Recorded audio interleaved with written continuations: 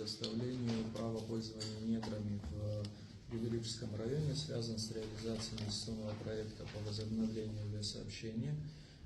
Речь идет о праве пользования недрами обществом с ограниченной ответственностью инфраструктурное развитие именно в части обеспечения водоснабжением объекта и аэродромного, и всего аэровокзального комплекса.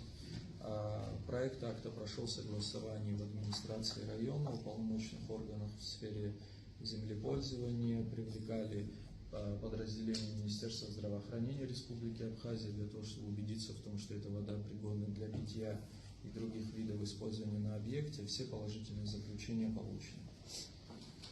Предлагается поддержать для обеспечения аэропорта постоянным независимым водоснабжением.